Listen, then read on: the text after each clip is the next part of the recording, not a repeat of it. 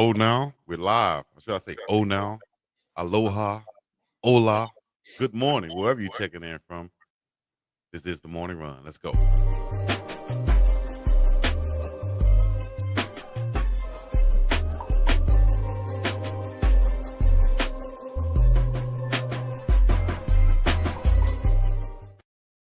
It's Big Dog Chico, Uncle Neely. We will have Phillips Dukes on as our trio. We'll be back together in full effect on the morning run this morning. Happy Friday. Aloha Friday out there to everybody. And from out here in the middle of the ocean to all the way back to the muddy Mississippi and Uncle Neely. How you doing, Unc? I'm doing good, man. A little on one hand, what a blessing it is to be alive and amongst the living, as the old folks say. But I'm a little perturbed at Big Dog Chico. Wow, the Lakers lost last night. I'm a little on edge because we did Unc and Chico live last night. Right. And, we do just like the Marvel movies. When the show is over, the show ain't over. Well, when I thought the second show was over, I logged off only to wake up this morning and find out, when another 10 minutes without me, dogging me. Dog you. Because the only way you can win, is to talk in my absence. So you let me log off. And even the chat was saying, Chico done double back on it. See, let me tell you this. I remember I went on a 2-man with a dude like you one time. We both agreed we were leaving. I get home, my Popeyes, I look up, he's still over there. He done double back on me. Like, hey, Chico. He like, I ain't tell you to leave. You left because you wanted to leave. You double back on me. But nevertheless, it is the morning run live on Monday, Wednesday, and Friday. It's your man, Uncle Neely, right-hand man, Big Dog Chico. Deuce to Scoop in his absence, but I know he's going to join us. You know what to do if you're in the chat. Check in. Let us know where you're checking in from. I see Pearland, Texas, Carroll City. Oh, man, Baton Rouge. The Red Stickers in the house. ATL is in the building. Y'all know what to do. You come in. Davenport, Florida. Y'all checking in. I see you. Y'all check on in. Let us know where you're watching from. Got a great show today, man. You also call this show Wide Receiver U. Got Jason Phillips, wide receiver coach, Colorado. We got KHADAREL Hodge, who was a wide receiver with the Atlanta Falcons, now made his first Pro Bowl this year. I can't believe Duke's showing up late on a Friday, and we got just Falcons galore. I'm sure he got something special going on. He probably putting on a full Falcons uniform or something. Helmet, pants, cleats, socks, everything. He's going to show up ready to go. Now. Chico, I'm getting tired of saying this. What are you tired of saying? But I have to say it because you won't say it. I thought you was talking about his wide receiver. It was a great wide receiver show because I'm on it. They called me Gold Fingers back in the day. I thought they called you Stone Hands.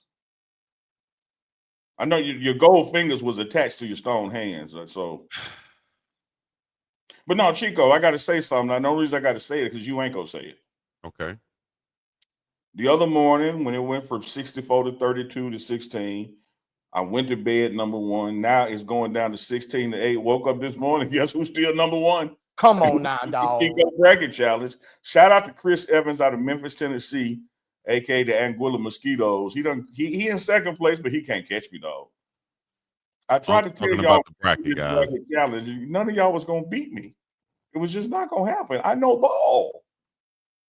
As you say, hoops. Man, I'm a hoopaholic, man. Shout out to all the hoopers out there. Shout out to all the hoopers out there. And I know we get later in the show, we're going to get into some Braun and Stephen A and some tournament stuff. Yes, indeed.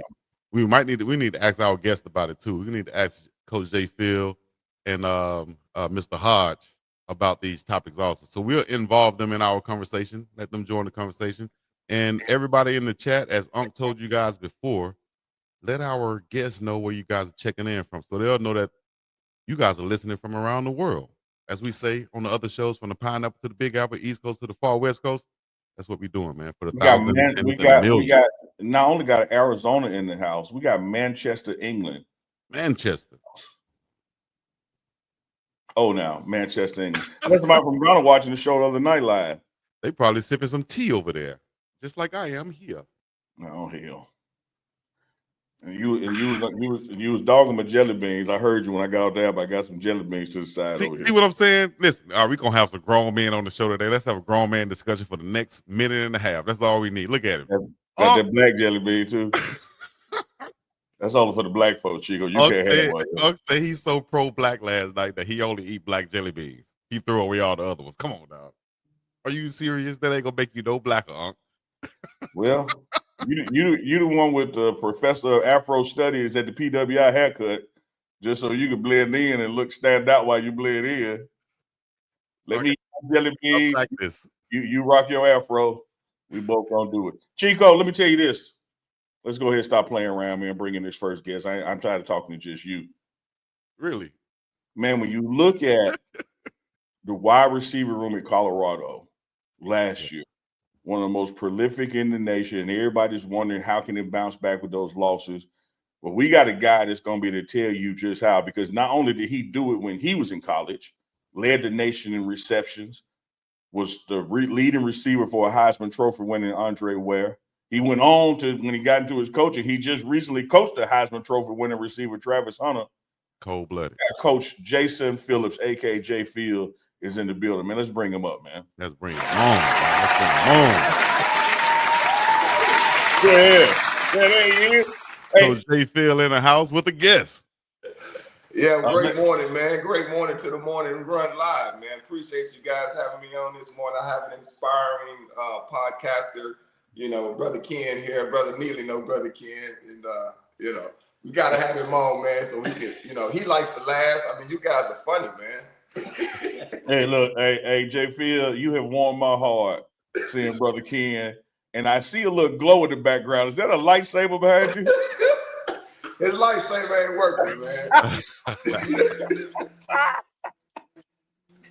Look, let me tell you, man, you don't know what's going to happen on the Morning Run Live, but you know it's going to be live. I'm going to tell you that damn much. J. Field, let's just talk about the elephant in the room real quick, man. And I ain't talking about Chico on his hair.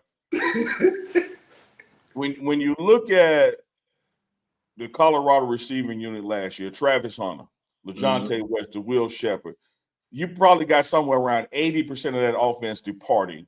But yet we stand here and say it's a better receiving unit, better team now, man. J. Field, make it make sense to the people. Well, you left out Jimmy Horn. So, I mean, Jimmy Horn is one of those guys, too, man, that's obviously departing along with Will, LaJohntay, and then obviously Travis Hunter, the enigma. I mean, he was something totally special, special player. But I think the biggest thing, man, is we're losing a quarterback in Shedeur Sanders, somebody that actually was able to orchestrate and get all those guys on the same page. I think the biggest thing that we were very fortunate is all those guys played selfless football. I mean, they really wasn't in it for themselves. They were in it for the team's success. They were in it to see each other succeed as well. So, that's something that the chemistry we had in last year's room, man, is something that we're currently building with the new guys. But when you put a percentage on offense like that, you just want to make sure you get guys in there that love playing football, because that's what those guys did. So once you can replace that element, I think we'll be fine. I think there won't be a drop off. I think you as well know, Neely, last year when we had some injuries sustained in a couple games, those guys, the backup guys, stood up and they stepped up and they played tremendous roles, and they did their part. And so I hope those guys will continue to do that. I think we got some guys in the room currently that is willing to take on the mantra of replacing those guys. So I'm excited about this group, man. Really excited. And Coach, when you look at spring ball, when we get back there, that'd be practice 7. It concludes with practice 15, the AK spring game. What are you looking for out of your unit for these next few practices to give you that sense of confidence going into fall camp?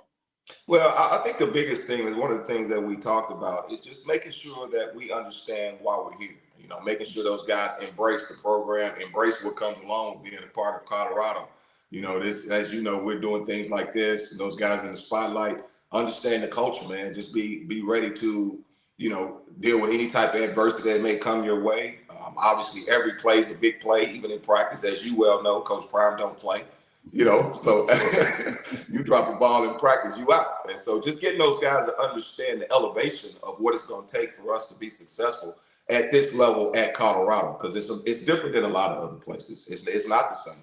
And so once those guys have an understanding of that and can grasp that, then I think we'll be fine. And they've done a great job of doing that so far. I think the biggest thing too, you don't have you don't have Travis and those other guys in the room. So all these guys are, they battling for position, man. And you kind of want to see that. You want to see the competition level rise. You want that. We kind of kept the numbers small this spring than other springs.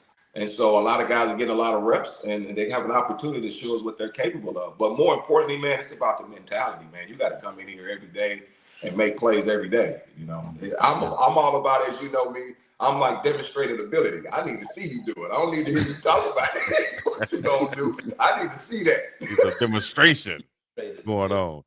For some of the young guys, and this could go to recruiting too, who might not have seen you play, they heard Coach Prime talk about you, how you were a dog also.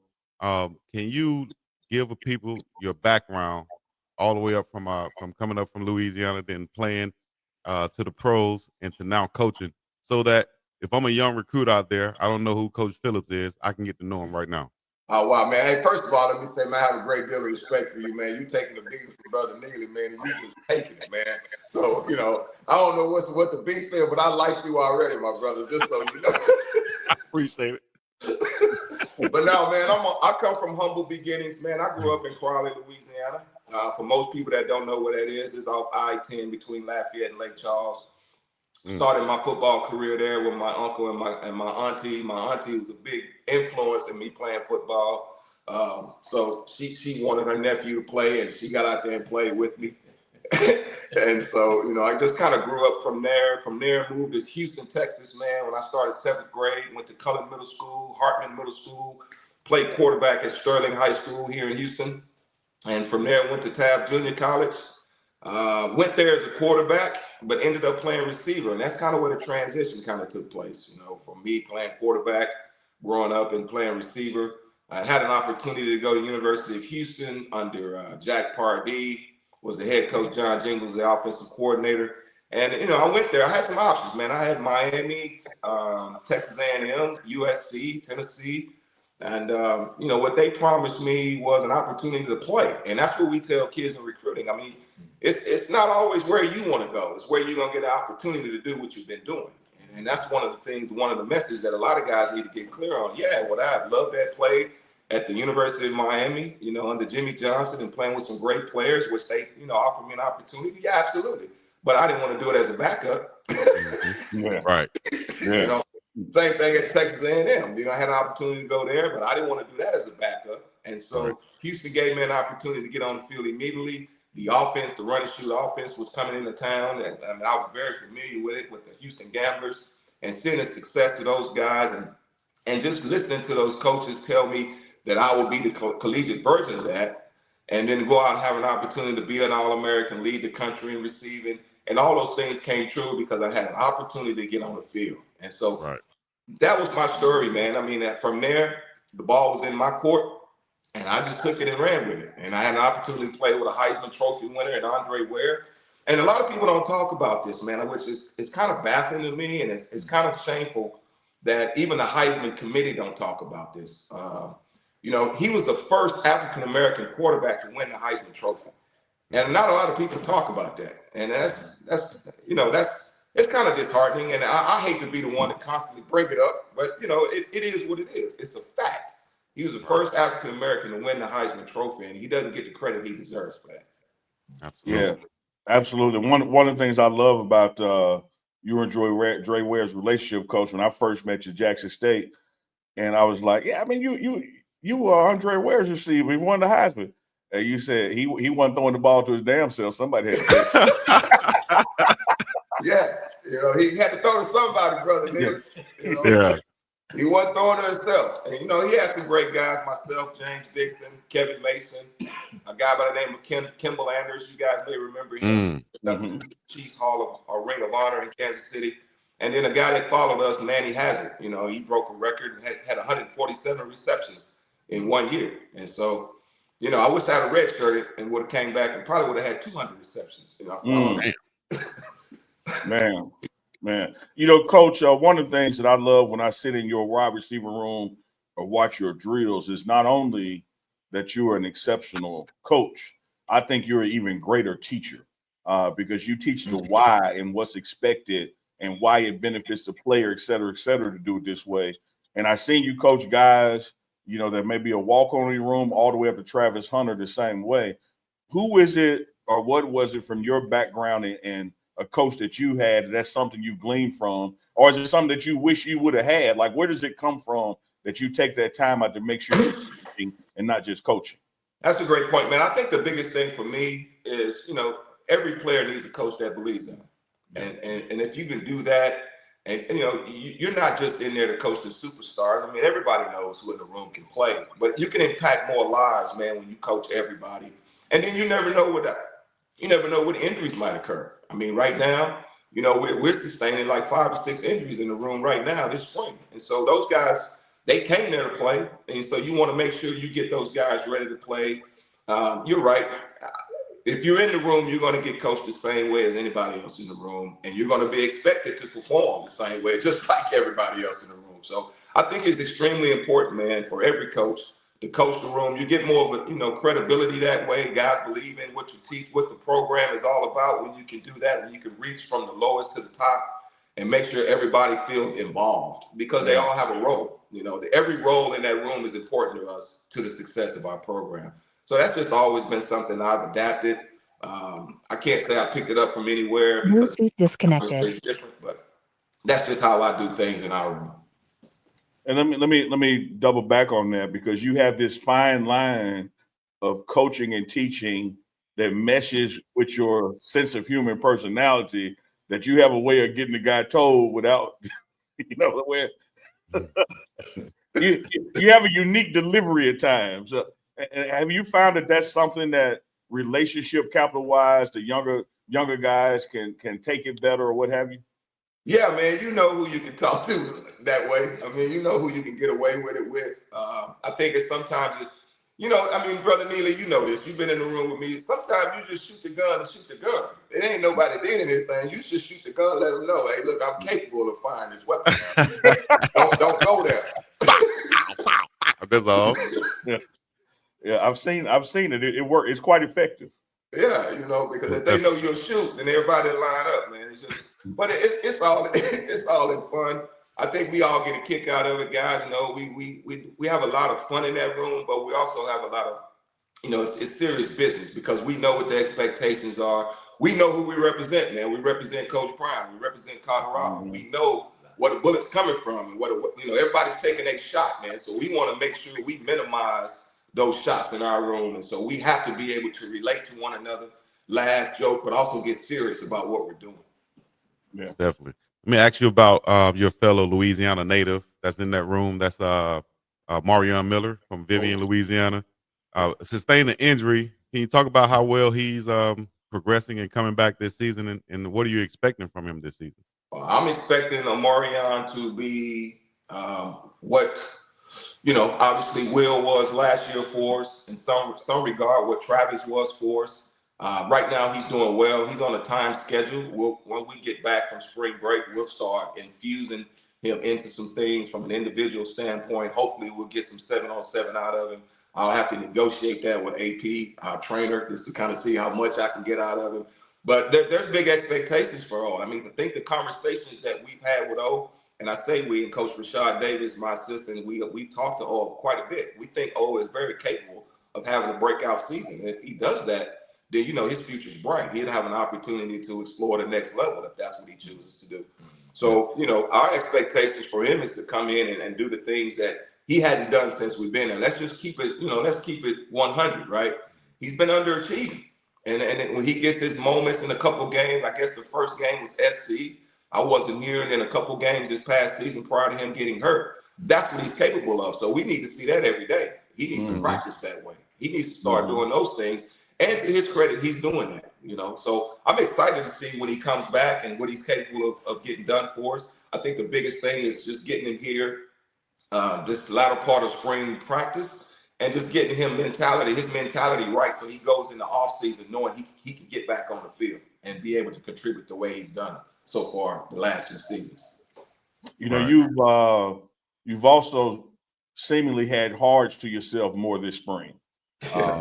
He's been out of the gray and in white, and he's going to still play both ways. But what are you looking for? What have you seen out of him as far as him making sure he's spending more time with the receivers now?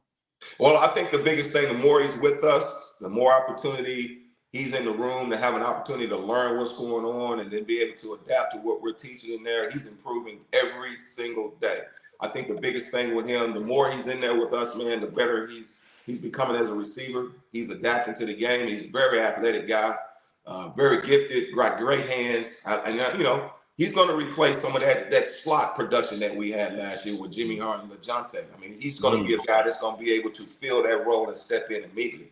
So, I mean, we're not destitute in that room at all. We've got some talent in that room. It's just an opportunity for these guys this spring, with the numbers being as low, to take the max of the reps so they can get to where they need to get to by the time we roll the first game out in August. So I'm excited about Isaiah, man. He's a great kid, and he works hard.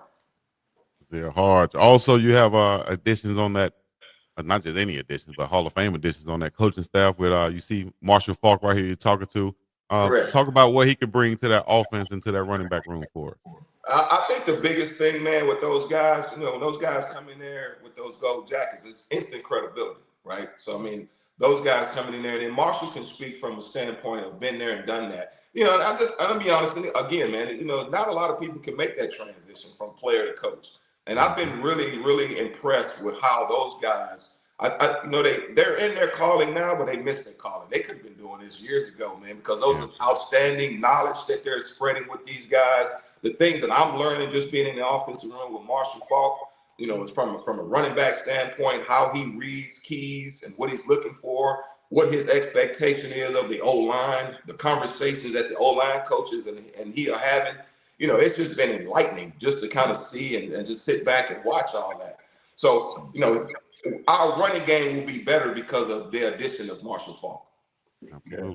I love that, Coach. Now, I love to see the offensive staff meetings when you and Falk are in the room together now, man. The conversation, the feedback. We got a question from the chat. One, people are asking, who is that fly guy sitting next to you, Coach Phillips? They want to know who he got the lightsaber out. You're never going to see Master Yoda without Luke Skywalker. This is my good friend, Brother Ken, man. Anytime I'm in Houston, I like to hang out over here. He's got some interesting things going on in this place. One being the lifesaver, as you know, Brother Neely, the story behind that. Maybe you can share that story, at some point. But so everybody can get a real perspective of how this guy's mind works. It's all over the place. It works different. One thing I will share about our good brother there, you can spend the day with him, right? And when you get up the next morning, there is a complete illustration of cartoon series on the day before. Hey. Yeah. And it is detailed. He doesn't miss a line. Like I don't care who else is involved. Like it's great. It's great. Suspicious license plate. Yeah. Exactly. Fictitious license plate. Yeah, he does that, man. He likes to listen to what's that, Funkadelics. So I think that's his inspiration. Make his cosmic, all that, man. The mothership will certainly land when he's around. Yeah. He sees the mothership from time to time over here. Got a couple questions for you from the chat. King David Cartel says, Coach Phillips, which freshman do you see getting playing time this year? And then Maya wants to know about your relationship. Your relationship with Coach Prime. So which freshman are you looking forward to making an impact this year? Well, as anybody that follows our program closely knows, we have not had a freshman other than Cam last year due to injury that didn't play for us. So, we expect when we bring freshmen in, we bring freshmen in to play. That's not something that we do. Now, at other places, I've been doing this close to 30 years now. At other places, you bring freshmen in to kind of develop, kind of add to the depth of your program. Where we adding depth, but we expecting these guys to play immediately. So to answer that question, we expect all those freshmen to play and have some type of contribution to our success this upcoming season. The second question, as far as Coach Prime and I, man, we go back to 1987-88. We first met during the All-American circuit. And I think it was at the Kodak event.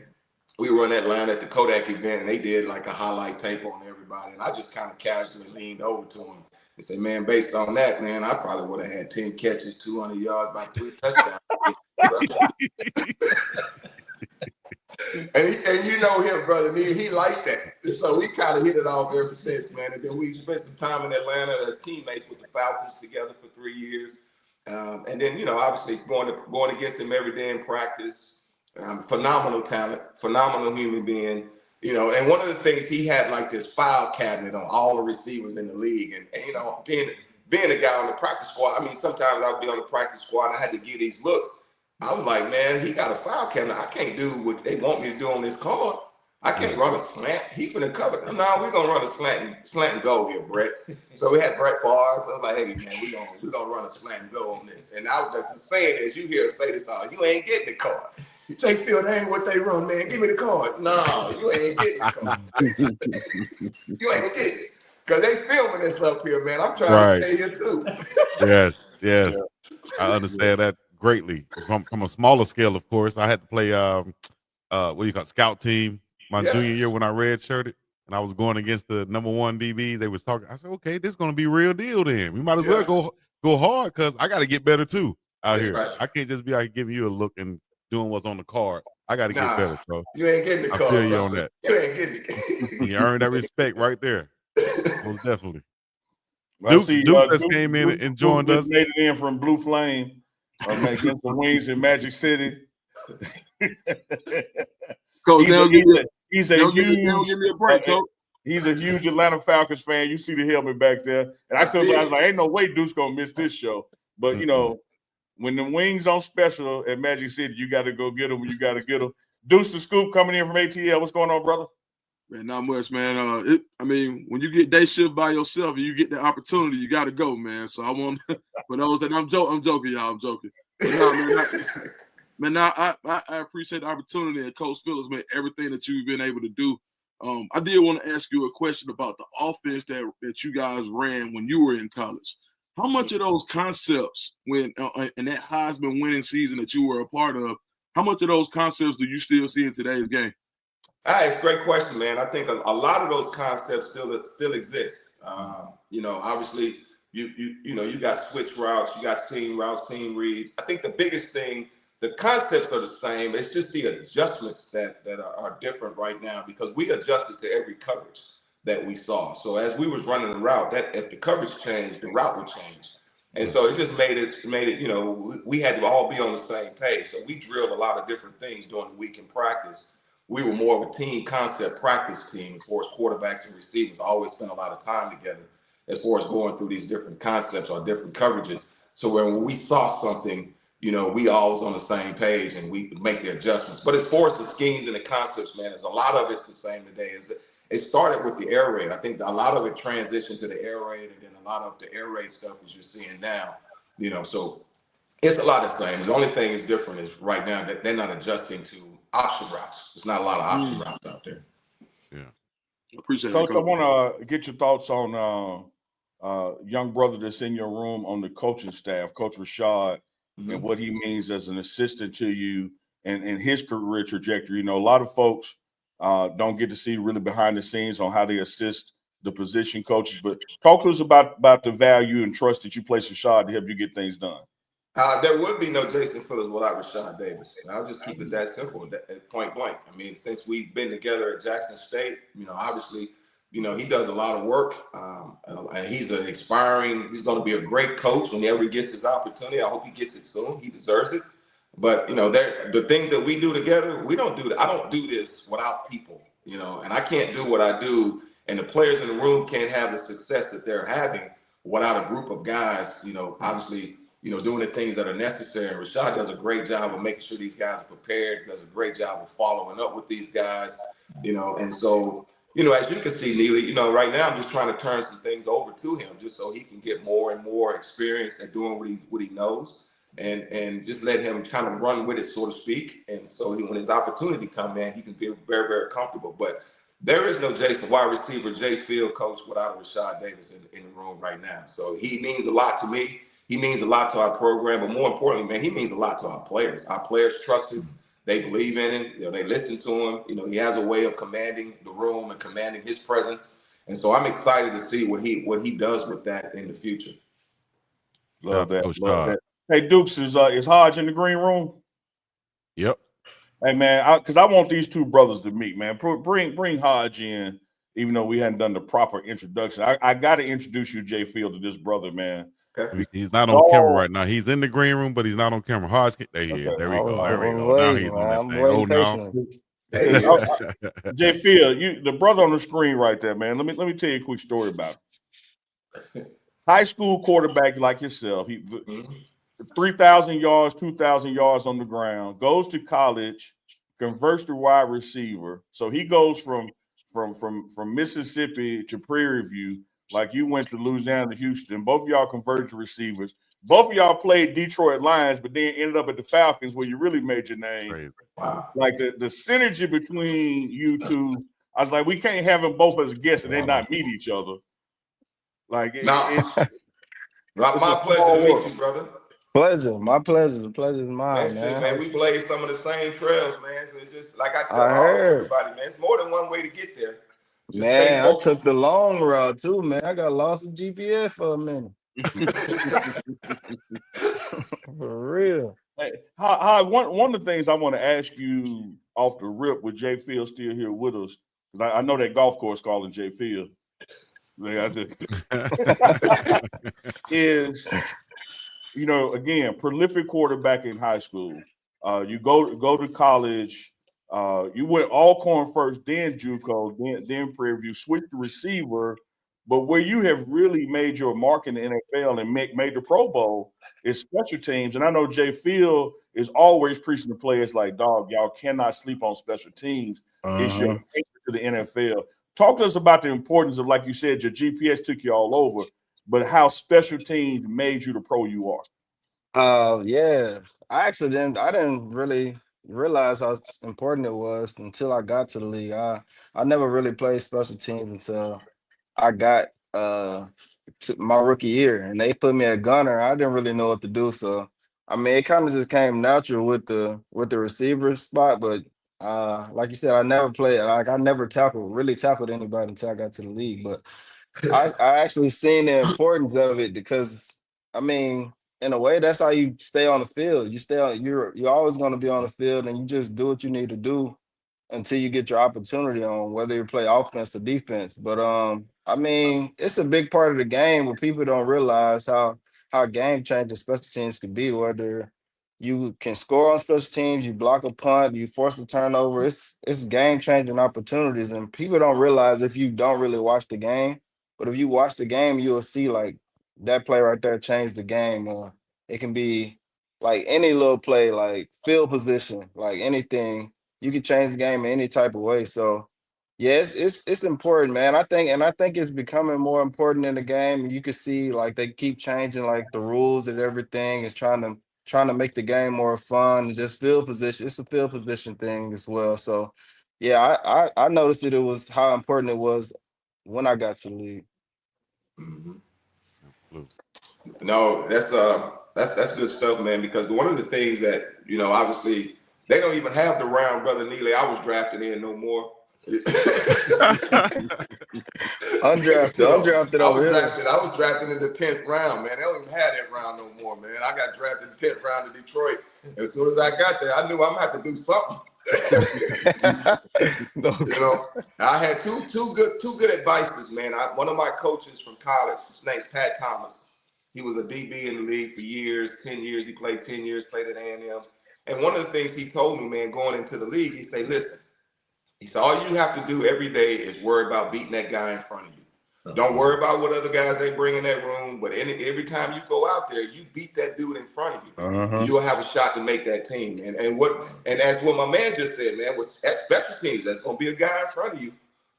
So you're going to have to do whatever you got to do in order to make that team. And just know this, they video and everything, man. So the more you out there doing stuff, the more opportunity people get to see you. You get the GMs watching that tape, the owners, everybody's watching, so you got to go out there, man. You can't just be a wideout, and I'm 5'8", 165 pounds going in. I had to run down on kicks, be a gunner. I had to make a way, be a backup return dude or something. Yeah. I'm going to do this. Yeah. I packed all my bags, brothers, when I left Houston to go to Detroit. I wasn't coming home. The That's mentality my you gotta have. mindset. Yeah, I said they got to drag me out the league. So Exactly. yeah, I'm getting everything I can out of them before they get out of me. Well, definitely. Just got a brand new contract with the Falcons. Got re-signed with the Falcons. How important was that for you? Man, And that was how'd you feel? big. That was big, man. It was major, man. I thank God first. You know what I'm saying? It's been 7 years I've been riding that minimum and just playing with that vet minimum, and finally getting a multi-year deal it's a blessing. And it started all coming together this past year, man. It was just plays after plays was coming. Sometimes I just sit back and like watch God like move mountains, man. It was just crazy play after another. It was like something I can't really explain. It was movie like, man. It was a blessing. So to have it come in year 7, going into year 8, man, I couldn't ask for a better time for real. That's awesome. Definitely, man. Man, so I'm a huge Falcons fan. Pleasure to meet you. I'm from College Park. You know how we feel about the Falcons. Oh yeah, I see the dirty bird in the back. Yeah. Hey, man, shout out to my man David Bassett. He got me there. And so look, there, you got to walk me through the game-winning walk-off touchdown against the Bucks last year. When you caught that ball, bro, you might, hey, listen, they talking about me hanging out at certain establishments. What I'll say is this. Every establishment that day was crunk, bro. When that happened, yeah, for sure. Walk me through that play, that walk-off touchdown. What was it, like 60, 65 yards, something like that? May have been like 50. I'm not sure for real, but it looked like 100 to us. Hey, boy, the whole city was going crazy. Yeah, man, that was one of those movie moments too, bro. Like I still replay that in my head to the day. Even when I watch the video myself, I get chills. But it was like you said, man, it was crazy game, primetime game. I think it was Thursday night, and Drake was having a good game. I was going in and out for him. We was going back and forth, but overtime he caught one over the middle and he got banged up. I think his ribs or something. Mm-hmm. And I went in and I'm his backup. So whoever out of the 3, I'm like next up out of the next whoever comes out, I'm next up for any position on the field. So Drake comes out, I come in and I look at my receiver coach like, yeah, like I bet. I don't like all right. So I'm actually it was the play was like they went man to man, but the play was called to be for a zone. Like it was a little spot route. Mm-hmm. So I ran my little spot route and sat down quick, and Kirk put it on the right shoulder. The guy took a bad angle. And you got one angle, bro. You got one angle to try to get me. You take a bad angle, it's a wrap. So he took the bad angle, try to tackle me high, and I seen green. I said, "Oh yeah, it's over with." So yeah, it's over with. I ain't look back after that. So man, next thing I know, it felt like it took about 1 second for me to get to the end zone. I looked back and everybody just came and jumped on me and everything. It was cool, bro. It was crazy. The holding up, man. That was definitely like the highlight of my career for sure, man. That's going up on the wall for sure in the man cave. That's probably gonna be the first thing walking in. But that was crazy. Like, yeah, like you said, the city was on fire for a minute, bro. It was, man, we was at all-time high at that point in the season. And it just felt like everything was going good, but things derailed at the wrong time, bro. Yeah, hard like you homeboy. I know you're a big Red. Red, when you look at your Falcons era right now, you talk about the city was on fire. Can you imagine being back there with Jay Field, with Dominique and Prime and Club 21? Oh man, I heard they had the dome rocking, baby. Man, that's all they talk about. We were in Fulton County first, man. I tell you what, if you want to get a real live experience about a fan base, playing Fulton County, because they gonna boo you if you didn't do what you're supposed to do. They for real.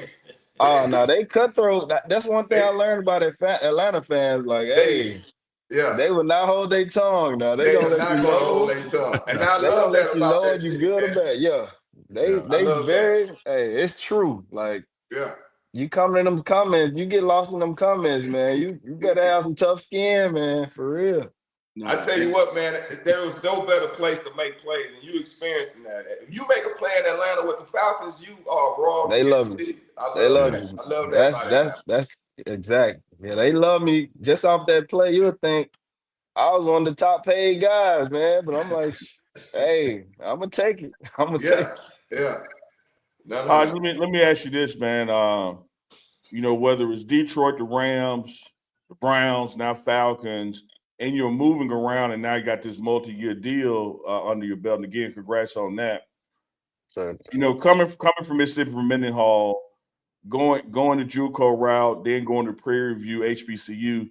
Do you still carry that kind of chip on your shoulder, or has that lessened some, or do you still think like that you have something to prove, being where you're from and the way you got there?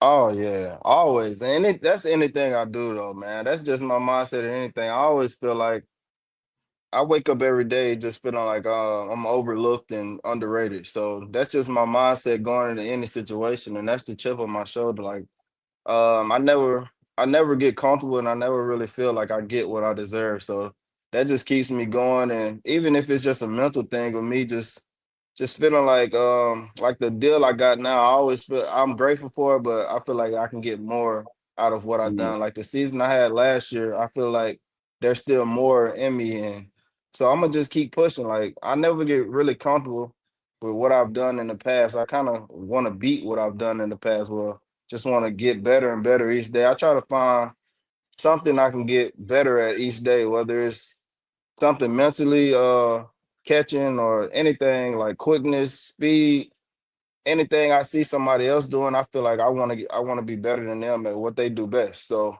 I'm always like playing mental games and trying to get the best out of me, whether it's football, entertainment, anything I do, I want to be the best I can be. So man, yeah, I keep that chip on my shoulder and whatever I do. Like I'm a competitor. And I think that's what's really keeping me around as well. Like regardless of the situation I'm in, regardless of where you put me at on the depth chart, I'm gonna compete and I'm gonna grind and show you like I am supposed to be here. I'm not here by mistake.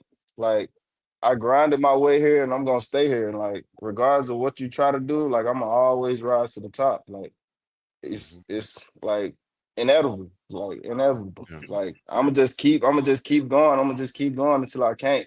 And it's gonna continue to show. Like I don't really worry about the results, man. I just put my head down and work, and people can tell you around the building, like, regardless of what's going on, regardless of what's going on in the playbook or where I'm at on the depth chart, the work is consistent, man. So Yeah. I don't really worry about what position I'm in, but I'm always grinding, trying to prove to myself, not to just others, but to myself that I am who I wake up and want to be every day. Yeah.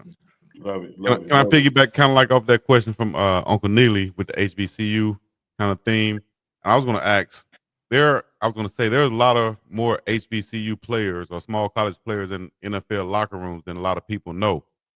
Do you see a difference, whether it's mentality, skill, or anything, in HBCU players or smaller college players than the bigger schools in the locker room? Oh yeah, for sure. I mean, I'm glad you said that because I be telling people that all the time. Like you'll be surprised how many smaller school guys it is in the NFL. And I think that's just because of like the grind and they appreciate the grind and you know what it took to get there. So you're not gonna get comfortable when you do get there. Like Mm-hmm. it's a lot of guys that not saying they're spoiled, but they've been privileged more than we have. Like we don't get a lot coming from HBCU.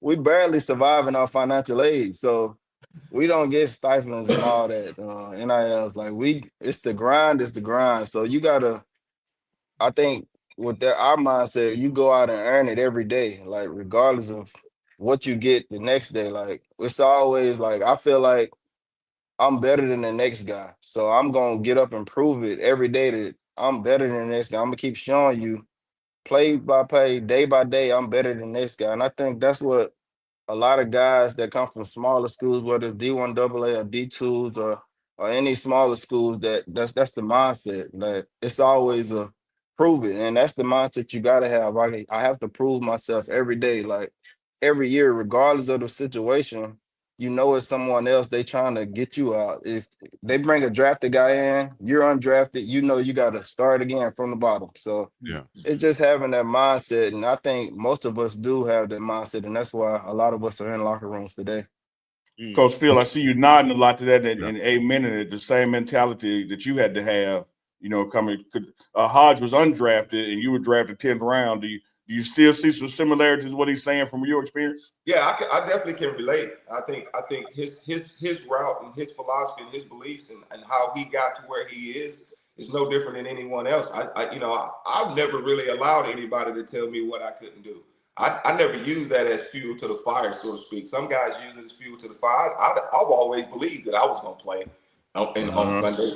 And so that was never really fuel to the fire. But I did have to go out and prove, like he's saying, I had to go out and prove that every day.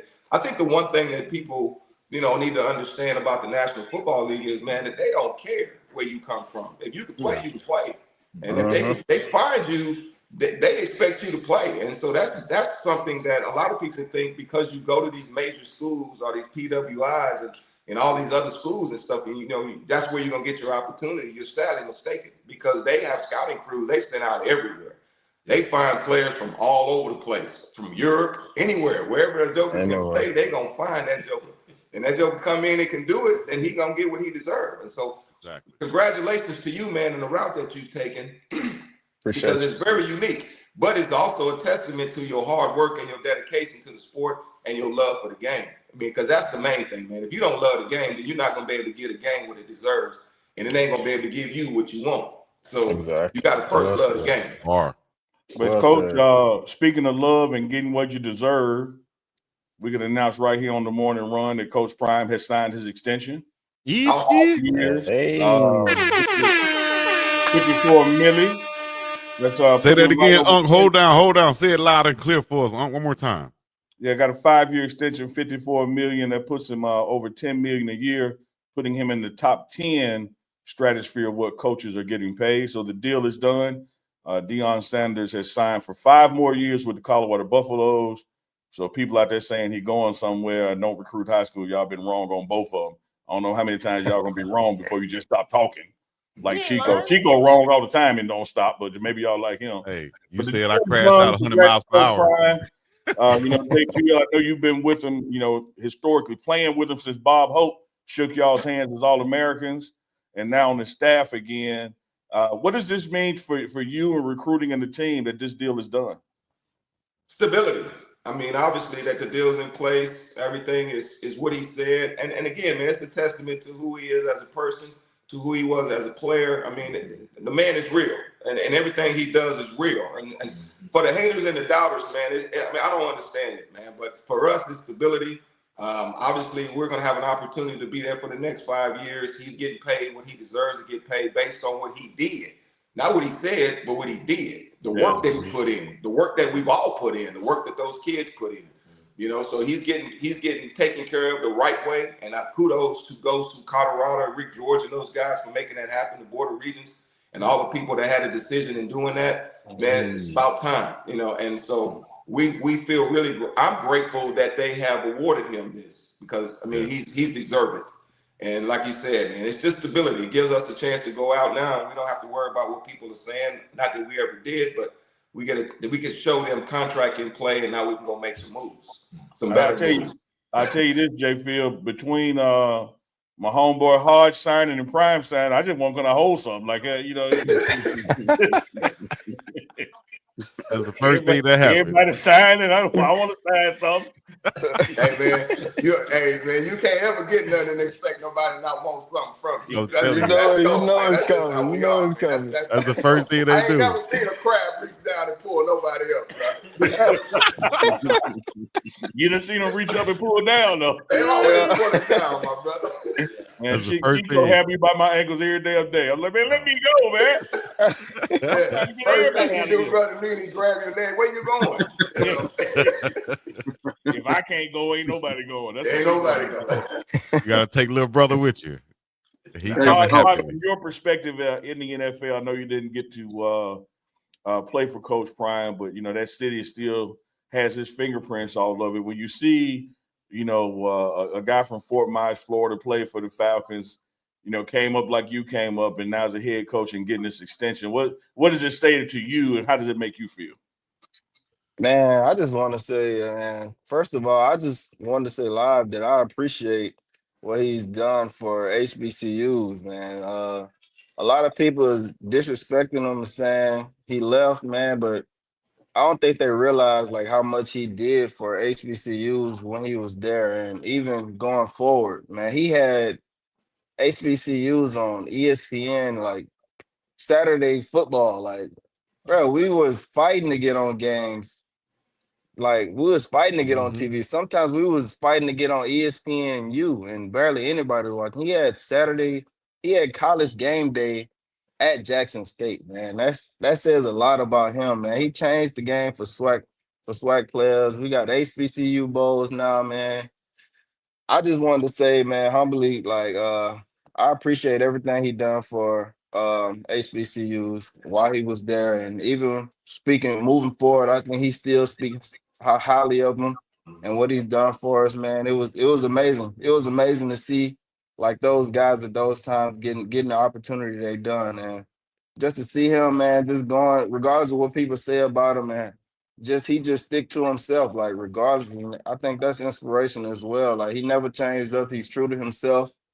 Um, he just keeps the work and also keeps guys first within everything he does, man.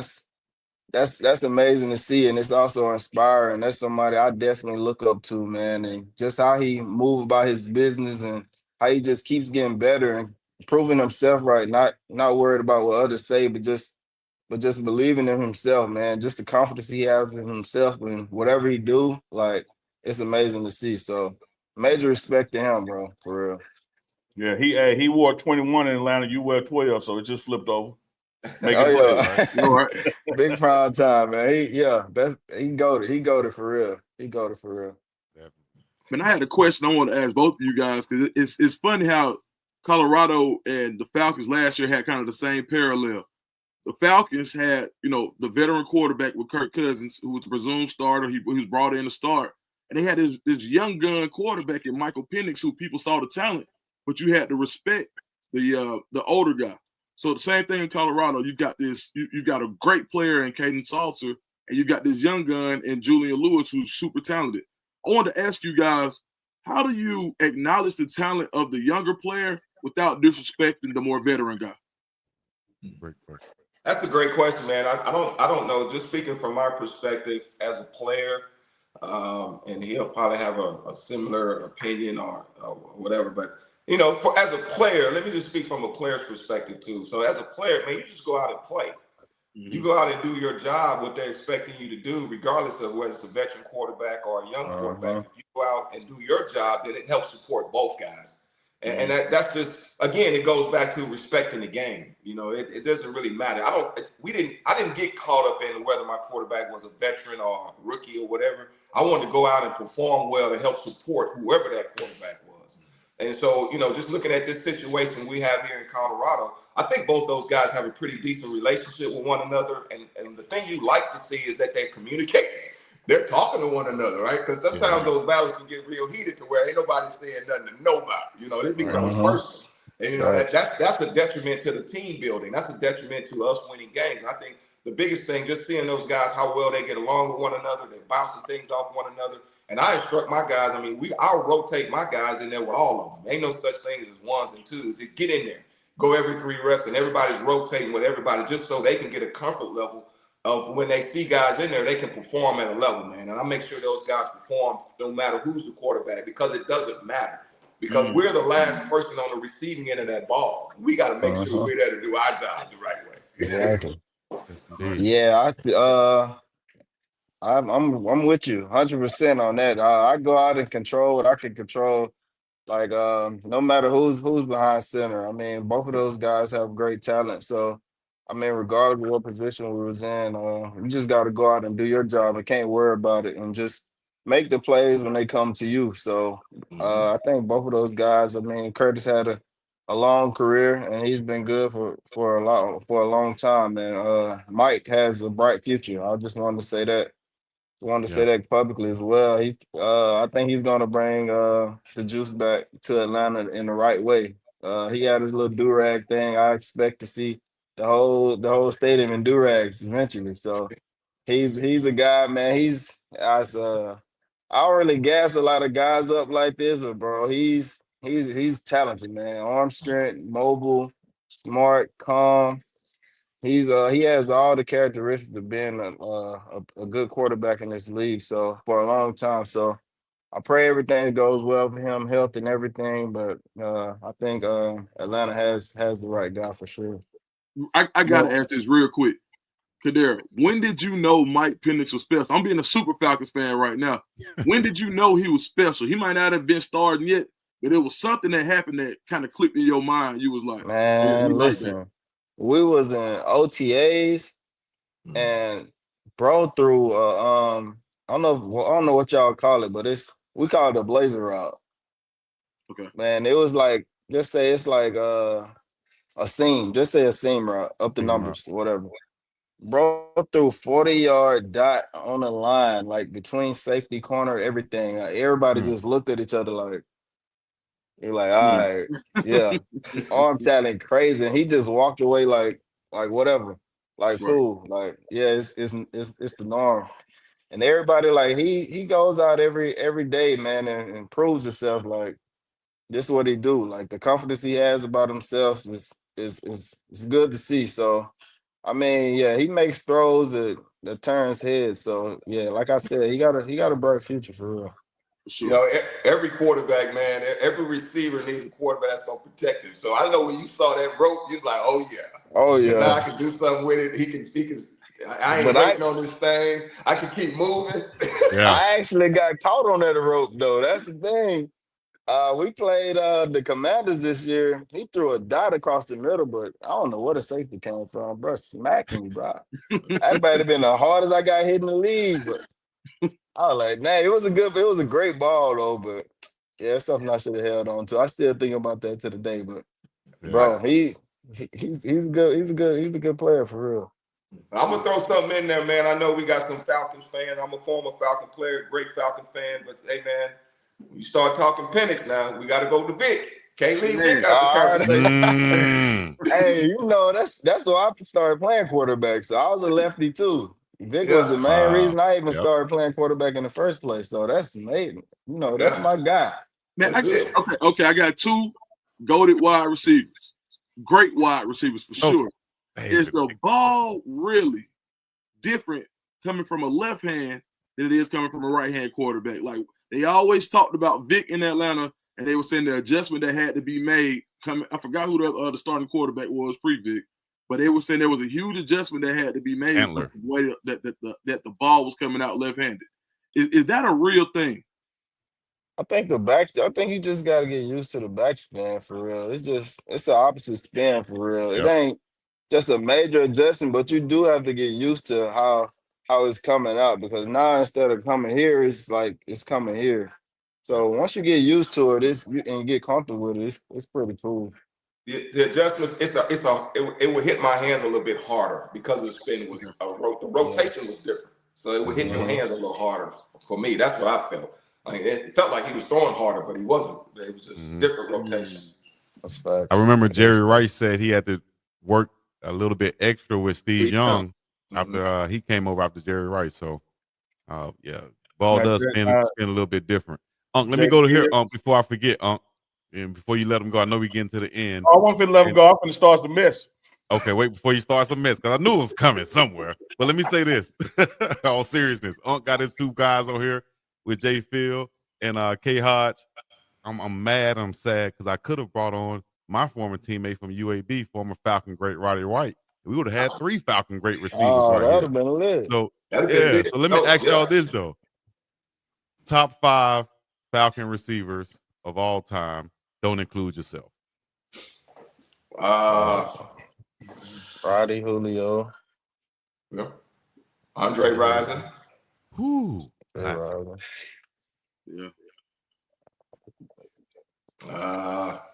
Let's see, you said Roddy, Julio, Andre Rison. White shoe. Billy White shoes. You got to go. White shoes. My question is, White shoes, is he still in the building? Is he still associated with the Falcons? I don't know that, man. You get Nah, what? I haven't seen him. You saying in our building? Yeah, because he was No, there. I haven't seen him. Be somebody Hmm. good to meet. Yeah, I haven't seen him in the building.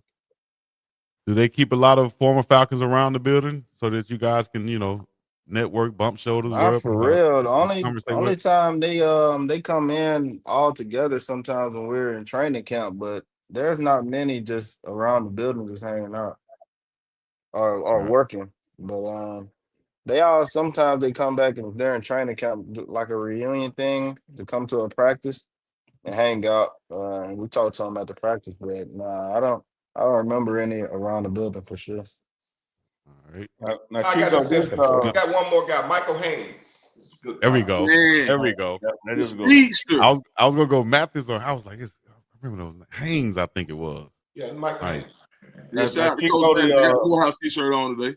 Shout out to The Algie Met- Crumpler, tight end too. Oh, Crumple, yeah. Yeah, I Met- almost went tight Chico- end, but I was like, nah. Y'all say Oh, you'd have made this damn day. Chico, the mess I was gonna start didn't Here's have the nothing mess, to do with guys. you.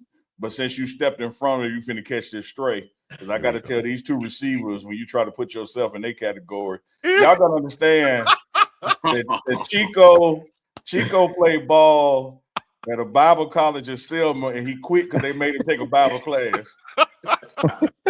He did transfer to UAB, and they told him they Stanford University, Alabama Birmingham, they Stanford get you a Bible because that's what he needed in his life. Because I said, Chico, how you go to a Bible college and get mad they want to make you take a Bible class? Man, they ain't tell me that they signed me. They shouldn't have to tell you it's a Bible college. You quick But That's what he Bible say class? miss, class? man. Crazy. That's I got Before love we, for you, Chico, man. You know how to take a licking, brother. Keep on taking, bro. I got love for you, man. You got to be able to go over the middle, Coach Phil. You got to be able to go over the middle. You're going to get hit. You might as well catch the You gotta be able to ball. go over the middle. Yeah. Y'all Might as missed well catch last night when he was getting at me but didn't have me on the air. He go take me off the screen and do a 10-minute Dish Neely speech. Don't believe that. Hey, you got to he gonna get this work Neely, today, huh? do y'all remember the movie Boomerang? Yeah, Eddie Murphy. Boomerang had a character on there, Nelson, the bald head man. Y'all remember when Eddie Murphy left him in charge of Boogie everything? Nelson. He just left. He left and he said, "You know what, Nelson, you do it." Nelson, Oh, Yeah, but I when I have went full back and listened autonomy. to it, when I look back and listen to it, every 90 seconds you would talk about me. I ain't mean put you in charge to diss me. Jay Phil, what I was gonna ask you, you sit there, you and Hodge, outstanding receivers. You ain't have the gloves that Hodge got when you played. oh What if you'd have had them gloves? What Jay Phil, what if you'd have had the gloves they wearing today? Man, you know what? You know, you're right. It's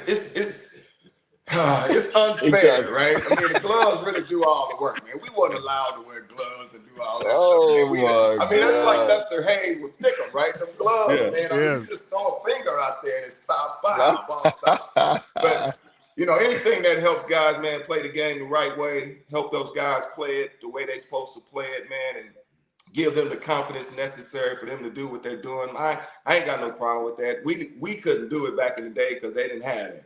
My coach wouldn't let us wear gloves. So I had to catch 108, 110 balls with for shows. I didn't have I don't know. You know. we still catching. We just need, you know what I'm saying, evolution, enhancement. It's evolution. I agree with that. Man. I'm 100% on board with that. Because right now, my receivers, you better go get them gloves they got in there, man. Why not use the tools they passing out for you right now? Use everything. Exactly. Man. Use all. Yeah. I want to ask y'all, Thank make you for the them transition from college to pro. You know, you got the white stripes on the ball still. And then I think, and then when you get pro, you don't have the white stripes. Does that make a difference for a receiver? Man, you know, I'm teaching those guys to kind of locate that stripe in college. We have the luxury of having that stripe. So we're using that as our focal point. Just kind of gives us a bigger visual when we're tracking the ball. But again, when you play in the National Football League, man, I don't think any of that stuff matters. And I know the ball is different. It's a little bit smaller.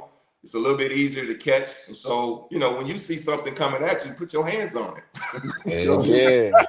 Hey. Right. They don't want to hear none of that stripes, though. Don't want to hear You none gotta of get that. the job done. None of that. Yeah. Put your hands on it. Find a point. Find a point, catch the fat. Yeah. So no, Yeah. I didn't have a problem. We're gonna let you brothers go. We're getting just past the top of the hour. I gotta ask you this, Hodge. What was your biggest catch wise, your biggest transition from college to the league that you had to make sure you were focused on? The speed and realizing that everybody's fast, everybody's athletic, everybody's just as good. So just getting used to the speed of the game and just finding like little nicks and then realizing that it's more like fundamental than anything because everybody's talented and everybody can do everything. It's just the little things that can get you past the next guy. So just finding little nicks and just realizing how important it is mentally in the game and just like really knowing where you're supposed to be as far as like playbook and timing with the cue and everything. So I just realized like once I got here that it's like what people normally like usually say, it's more mental now in the game than just relying on like athletic ability. So I think me I think just as long as I go out mentally and keep my mind like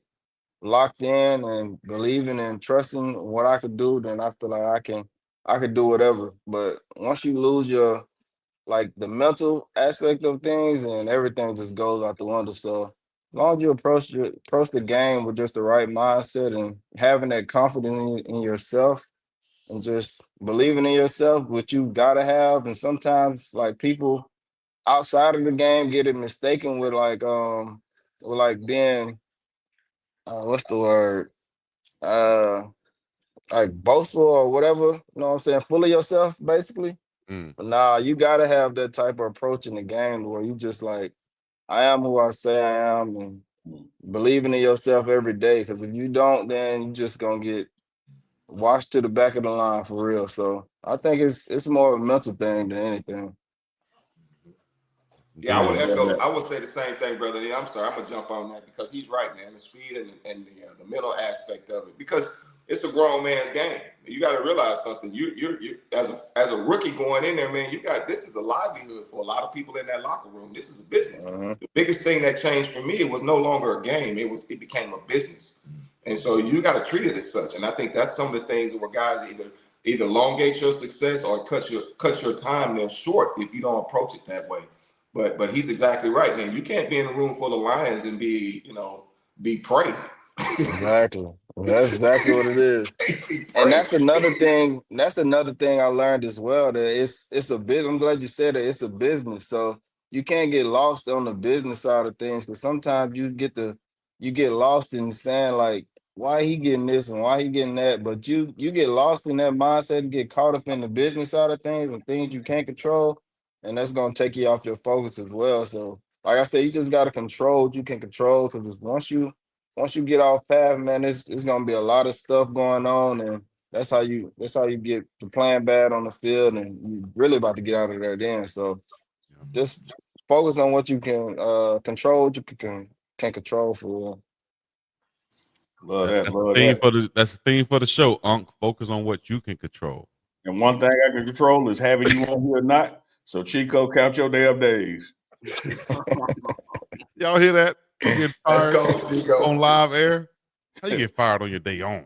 hey, Jay Phillips, Chico hit me the other day and said, man, I was out and about, and everywhere I would go to chat in person, they said, hey, where Neely at? Where Neely at? I got time to ask about you.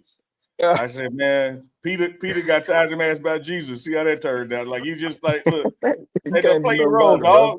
It's okay, Chico. It's okay. No slack. We just had two breaks over here. The morning run live on Monday, Wednesday, Friday.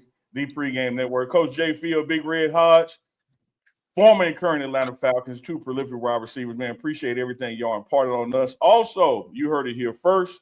Coach Prime signed his extension, 5 years, $54 million, just over $10 million a year, keeping them in Colorado for the next 5 seasons. And we got Brother Ken with his lightsaber. Hey, Brother Ken, say something to the people, man. Got to. Get the people what they want. Hey, everybody just got to stay encouraged. One thing I appreciate about the players, they always got to give the reverence to God, okay? He gives us the talent. We just have to use it. And don't be afraid to make the play. Hey, somebody gonna make it. And according to the chat, Brother Ken, you was a player. They've been asking, who that player sitting right next to JP? Somebody said they got $100. Somebody said they got $100 bet that Uncle Ken has on a pinky ring. I said, what? If he ain't got it on, I bet he got one. Well, those hands will. Yeah, see, Brother Neely, you starting my engine, okay? Don't start my engine. No, that's right. Yeah, man. Hey, we appreciate you guys joining us once again, man. For Coach Phil, for K Hodge, for Philip Dukes, and the badass Uncle Neely. I'm Big All Chico. We'll see you guys next time on the Morning Run. Peace, fellas. Right? Appreciate y'all. Chico pay Dukes his money. I'll try to get in this broadcast and I pay him his money.